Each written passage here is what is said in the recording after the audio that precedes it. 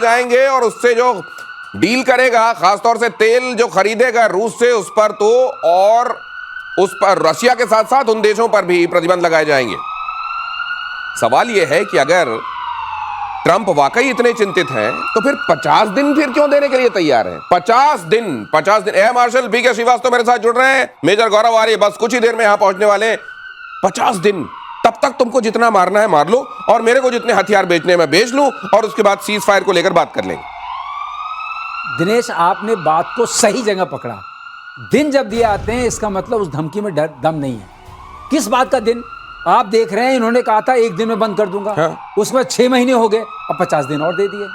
अपनी जो इलेक्शंस इनके आ रहे हैं, मिड टर्म पोल्स होंगे, उसके लिए अपनी कॉन्स्टिट्यूएंसी को बताते जा रहे हैं कि मैं अभी भी बहुत ताकतवर हूं। अच्छा। और इन्होंने ये भी बोल दिया कि पुतिन से सुबह बात करो, रात में मार देता है। तो ही सेज, अब इन्होंने हमको भी धमकाना शुरू कर दिया। तो मतलब जो तेल लेगा उसको भी पकड़ेंगे। तो हम लोग क्या करें? तो इसका मतलब है कि इतना सीरियसली मत लीजिए मुझे, और कोई जरूरत नहीं है। 50 दिन में कोशिश करके एक तरह से वंदना हो रही है पुतिन के सामने। ये एक तरह का गिड़गिड़ाना है कि भाई अब 50 दिन में जो करना है कर लो, उसके बाद तो शांति पा जाओ। नहीं, लेकिन मुझको लगता है ये 50 दिन, मुझको लगता है कल परसों के अंदर फिर कोई बड़ा हमला होने वाला है यूक्रेन में। क्योंकि जब जब ये कहते हैं 50 दिन, तब तक कुछ और, तब वो कुछ और बता दिया जाता है कि अच्छा बोलो अब क्या करोगे, फिर बोलो और ज्यादा एक्सटेंशन ले लेते हैं। मेजर गौरव आर्य इसको अपनी अंदाजे बयान जो उनका है उसमें बड़े अच्छे से बताते हैं और बस वो यहाँ पहुंचने वाले हैं। 50 दिन क्यों? अगर आप वाकई इस बात को लेकर सीरियस हैं, अगर किसी कहीं पर आग लगी होती है तो आप कहते हैं 6 दिन बाद ये आग बुझा दी जाएगी। अरे अगर आप सीज फायर कराना चाहते हैं तो इमीडिएटली कराते हैं। 50 दिन के भीतर मान जाओ, पुतिन से कहा है, वरना तुम पे 100% टैरिफ लगेगा और तुमसे जो तेल खरीदेगा उसको तेल लेने भेज देंगे। अच्छा, एक और चीज दिनेश भाई मैं आपको बताता हूं, बड़ी खूबसूरत बात आपने बोली है।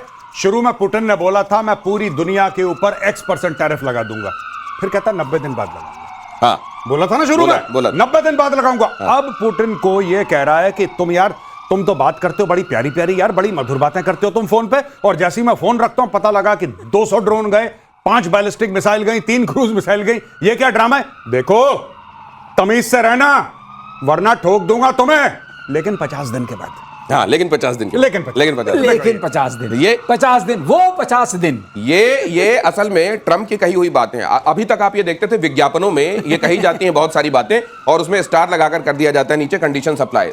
ये वाली बातें ट्रंप बोल के करते हैं, विज्ञापनों में नहीं।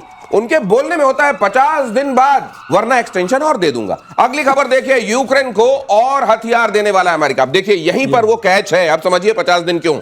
और ज्यादा हथियार देने वाला है अमेरिका। यूरोपीय देशों के जरिए यूक्रेन को मिलेगा weapon, patriot missile system, short range मिसाइलें देगा यूक्रेन के साथ साथ। आम डील हो रही है और ये गेम चेंजर होगी, नेटो महासचिव कह रहे हैं। आपको एक बात पता है बड़ी खतरनाक सी बात है, या तो इन्होंने मीडिया को रिलीज करा है या ट्रंप ने कोई गेम खेला है बड़ा तगड़ा। लेकिन बात यह है कि ट्रंप जेलेंस्की से बात कर रहा है और यह कह रहा है कैन यू हिट मॉस्को।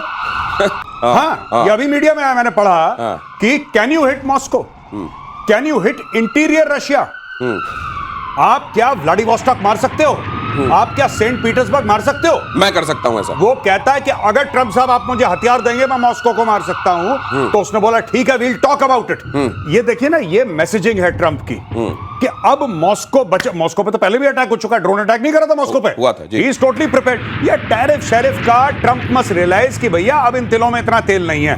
तुमने इतना टैरिफ की धमकी दे दी पूरी दुनिया को, अब दुनिया कहते हैं ठीक है यार अब देख लेंगे जो होगा। लेकिन दिनेश, एक चीज और देखने वाली है, जो चीज उन्होंने दी, पैट्रियट दी, एयर डिफेंस सिस्टम दिया, इसमें से कोई भी अटैक सिस्टम है क्या?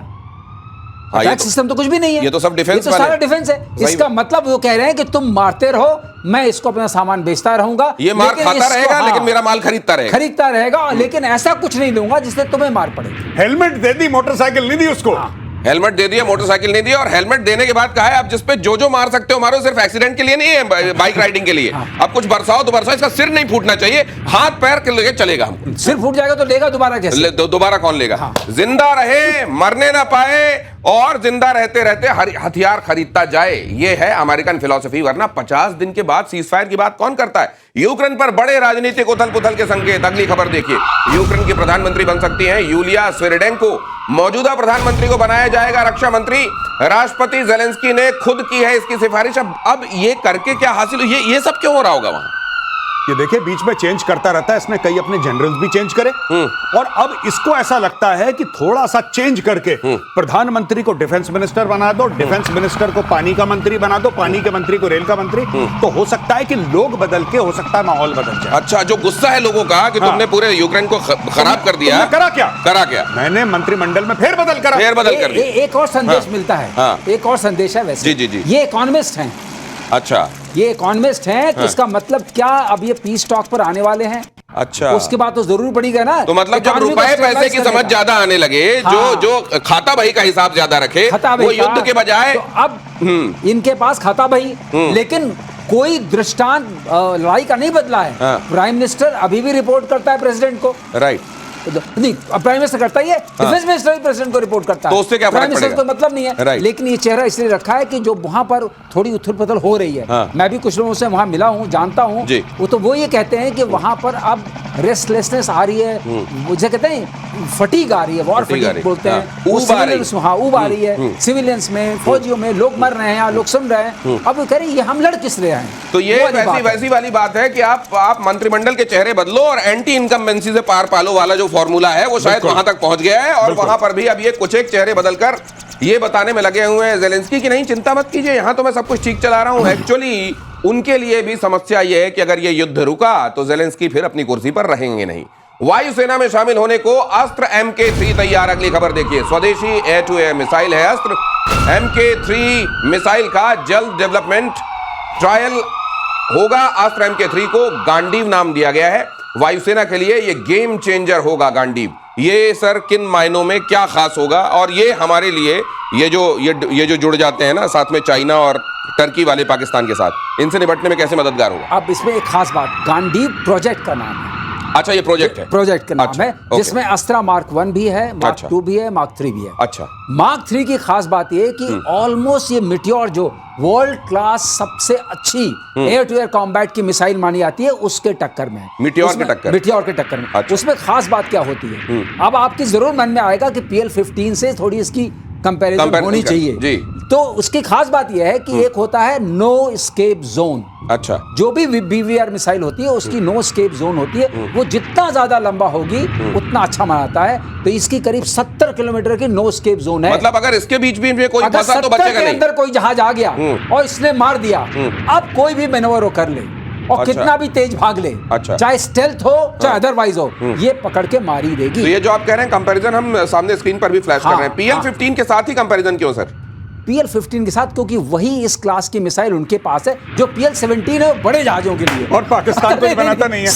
सॉरी मैं चार्टर की बात कर रहा हूँ। गौरव ठीक हंसे, वो तो गिरी थी ना, वो तो पाकिस्तान कुछ बनाता नहीं है, तो पाकिस्तान की किसी मिसाइल के साथ हम कंपेयर कर नहीं सकते। अब हमें कंपेयर करना है चाइना की मिसाइल के साथ। तो इसमें खास बात ये देखिए, उधर देखिए बड़े अच्छे से लिखा है, इसमें हमारे पास ECCM है, उनका ECCM नहीं है। ओके, तो ECCM नहीं है तो अगर हमने स्पूफ किया तो वो स्पूफ हो जाएगा। PL-15 जो हमने किया था जब खेतों में मिली थी, उसको भटका दिया था।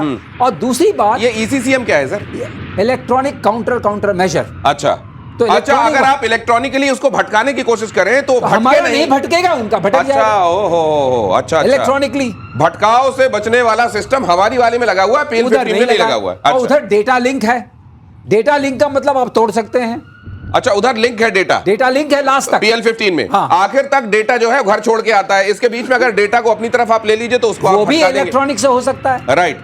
अब रही बात हमारा जो इंजन है वो Mark 3 का स्पेशली, अच्छा, वो रैमजेट टाइप है। अच्छा, वो क्या होता है, सॉलिड फ्यूल वाला है, तो उसमें लास्ट तक उतनी ताकत बनी रहती है, इसमें नहीं है वो। अच्छा, तो इसकी ताकत कम होती जाती है। तो ये समझ लीजिए कि इसमें गांडीव क्यों कहा गया है। ये जो धनुष है इसमें कई तरह के तीर चढ़कर चलेंगे, वो Mach 1 होगा, 2 होगा, 3 होगा, और इस तरीके से आपके जो अस्त्र है ये पाकिस्तान, टर्की और चाइना के लिए सिरदर्द होने वाली है। जेल में बंद पाकिस्तान के पूर्व PM इमरान खान। अगली खबर, उनके समर्थकों से निपटने के लिए नई फोर्स बनाई गई है। नई पैरामिलिट्री फोर्स का नाम फेडरल कांस्टेबुलरी रखा गया है। इमरान के समर्थकों से निपटेगी फेडरल कांस्टेबुलरी। आंतरिक सुरक्षा, दंगा कंट्रोल करने की भी जिम्मेदारी। एक आदमी के नाम का जिसको अंदर डाल रखा है, इतना खौफ इमरान के। देखिए मैं आपको बताता हूं, उसमें 2-3 कारण हैं क्यों फोर्स बनाई गई है। इसका पार्लियामेंट में डिस्कशन नहीं हुआ।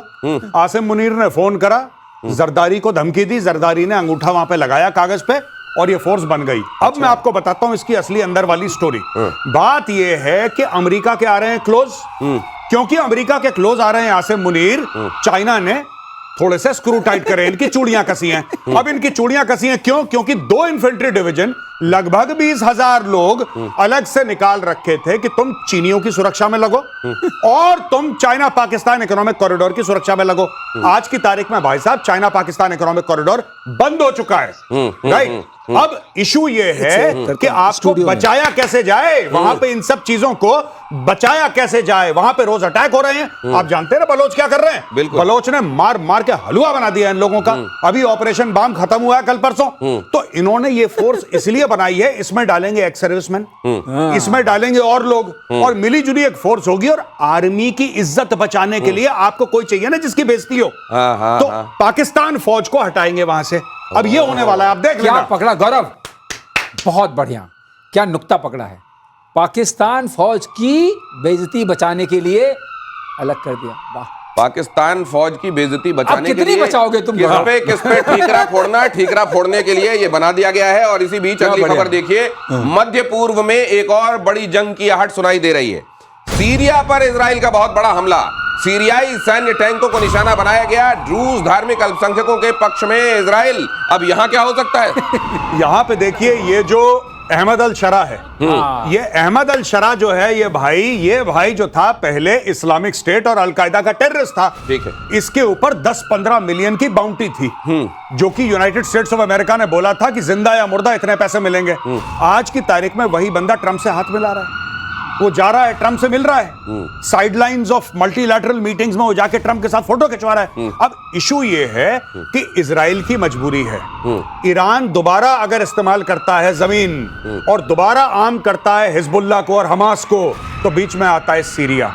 अगर इजराइल ने सीरिया की कमर नहीं तोड़ी और अगर इजराइल सीरिया को जाने देता है कि चलो हमारा अब कंट्रोल नहीं है, तो ये लोग इजराइल को ठोक देंगे। इसलिए इजराइल के लिए जरूरी है ये चीज। और दिनेश, जो ड्रूज की बात हो रही है, ड्रूज जो है इजरायली आर्मी, एयरफोर्स, नेवी में भी हैं। करेक्ट। ये वहां की बड़ी वो बफर के तरह रखते हैं, और उस एरिया को इन्होंने पहले भी, जैसे ही ये आए थे शारा, तो उनके आते ही उन्होंने पहला अटैक किया था, तो वो सारा एरिया कंट्रोल किया हुआ है। वो चाहते हैं वो बफर बना रहे, और ड्रूज को ये हमेशा सपोर्ट करेंगे क्योंकि ड्रूज इनके फेवर में काम करते हैं। सर, लेकिन मैं ये सोचता हूं, इजराइल का क्या मादा है? हाँ। उधर हमास के साथ, इधर हिजबुल्लाह हूती से तो निपट ही रहा है, उधर ईरान से अभी ताजा निपट के हटा है, और इधर सीरिया वालों को देखने लगा। ये कितना मादा है उसमें, और कितने रिसोर्सेज, क्या वेल है उसकी। इसी कहते हैं प्रतिशोध, ये आपके प्रतिशोध की तरह है, गजब चलता प्रतिशोध। रहेगा। ये प्रतिशोध इजराइल से सीखना चाहिए। इतना ये नक्शे में जैसा कहा जाता है कि आप ढूंढेंगे, जूम करके ऐसे निकालना पड़ेगा तब दिखाई देगा, लेकिन मादा देखिए। और दूसरे विश्व युद्ध को हमेशा याद रखे जापान, ये कौन कह रहा है? अगली खबर में देखिए। दूसरे विश्व युद्ध को हमेशा याद रखे जापान, चीन ने जापान को दी सीधी धमकी। फिलीपींस को लेकर चीन और जापान में अब टकराव की स्थिति बन गई है। फिलीपींस को जहाज दे रहा है जापान, और इस चर्चा से नाराज है चीन। ये मतलब याद दिला रहा है कि जरा वो वाला, तुम परमाणु बम वाली स्थिति याद रखो। पानी बहुत बह गया है, इसको भी मालूम होना चाहिए। ये कुछ नहीं है, चूरन खिला रहा है चीन, गीदड़ भपकी है। ये कह रहा है सेकेंड वर्ल्ड वॉर को याद रखो, मैं चाइना को दिलाना चाहता हूं याद सेकेंड वर्ल्ड वॉर के पहले की। और चाइनीज शायद भूल गए हैं कि जापान ने चीन के ऊपर राज करा। भूल गए हैं कि जिनको धमकियां दे रहे हो वो तुम्हारी छाती में उन लोगों ने कई दशकों तक मूंग दली है, तुम्हारे ऊपर राज करा है। तो एक बात क्लियर रखना। दूसरी चीज, चाइना का क्या लेना देना सेकेंड वर्ल्ड वॉर में? अरे भाई, उसके ऊपर एटम बम गिराया किसने? अमेरिका ने।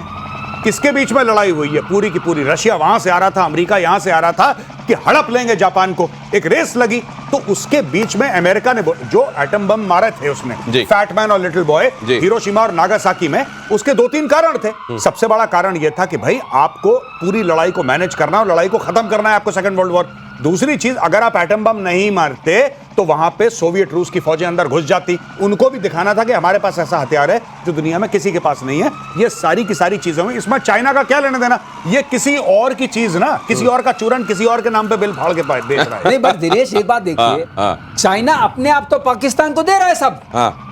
भाई जापान ने दे दिया अपने पड़ोसियों, आपका क्या प्रॉब्लम है? इसका मतलब आप करें तो रासलीला, वो करें तो करेक्टर ढीला। ये कौन सी बात है? ये वाली बात अब चलेगी नहीं। और दूसरे, अगर आपको रिवाइंड ही करना है तो दूसरों का कैरेक्टर ढीला अनाउंस करने से पहले अपने इतिहास में थोड़ा और पीछे जाइए, फिर पता चलेगा आपको जापान। लेकिन सर सवाल ये है कि हमेशा मूंग क्यों दली जाती है? अरहर और मसूर भी दल ली जाए कभी। अगली खबर देखिए, मधुमक्खियों की ट्रेनिंग हो रही है अब। ये बताइए, ये चमगादड़ नहीं छोड़ते ये। अब देखिए, ये तब जो जीव जंतु आपके दिमाग में आए वो सब खा जाते हैं ये। और अब इनकी ट्रेनिंग होगी, मिलिट्री ट्रेनिंग होगी मधुमक्खियों की। मधुमक्खियों को कंट्रोल करने के लिए कंट्रोलर बनाए जा रहे हैं। ब्रेन कंट्रोलर का वजन सिर्फ 74 मिलीग्राम। 10 में से 9 बार मधुमक्खी ने सही रिस्पॉन्स। इनके दिमाग में ब्रेन कंट्रोलर लगाए जाएंगे और उसके बाद वो जाएंगे और दुश्मनों पर अटैक करेंगे। इसमें एक चीज बता दूं, थोड़ी इंफॉर्मेशन आपके माध्यम से मैं दर्शकों को बताइए ना सर। ये जो 20 का है क्यों सेलेक्ट हुआ? इनकी खास बात यह है कि इनका वजन करीब, जो वर्कर 20 होती है, उसमें क्वीन भी होती है, वर्कर 20 होती है, उनका करीब 100 ग्राम के आसपास, 100 मिलीग्राम के आसपास होता है। अच्छा। और आप जो है 10 से कम मिलीग्राम की माइक्रोचिप लगा सकते हैं, RF ट्रांसपॉन्डर लगा सकते हैं, और हर मक्खी जो है, मधुमक्खी, वो अपने वजन का आधा वजन लेके उड़ सकती है। नंबर 1। नंबर 2, मधुमक्खियां जो है स्वार्म की तरह चलने के लिए नेचुरली ओरिएंटेड है। अच्छा। ये स्वार्म फॉर्म में जाती हैं और अपने झुंड में जाती हैं। झुंड में आती हैं और अपने बी हाइव में लौट आती हैं। अच्छा। किलोमीटर्स वापस जाकर के लौट आती हैं। तो लौटने की प्रक्रिया नेचुरल है। और दूसरी बात डिनाइबिलिटी है। इनके ये जो लैवरोव ने किया था, कुत्तों को सिखाया था ना, इसी तरह इन्होंने। और खास बात मधुमक्खी की होती है कि वो किसी भी सूंघ में, उसको जो उसका जो महक 170 प्लस ओडो उसके अंदर ज्यादा होती है क्षमता 170 गुना ज्यादा तेजी से सूंघ सकती है मधुमक्खियां। वजन कम होता है इसलिए TNT, केमिकल, एक्सप्लोजिव्स, सबको सूंघ सकती हैं। ओहो, ये उनके अंदर बहुत बड़ी क्षमता है। उनके अंदर स्निफिंग जो उनकी क्षमता है वो बहुत ज्यादा होती है, वजन कम होता है, झुंड में जाती है। हाँ, शायद दर्शकों को बताते हैं, डरपा ये प्रोग्राम कर रहा है, उनको बोलते हैं insect allies. Oh my God. और ये रशिया और इजराइल भी इससे घुसे हुए। अरे उपेंद्र अटवाल बैठे हुए PCR में कह रहे हैं चीनी दरिंदे तैयार कर रहे हैं मौत के परिंदे। ये परिंदे नहीं है।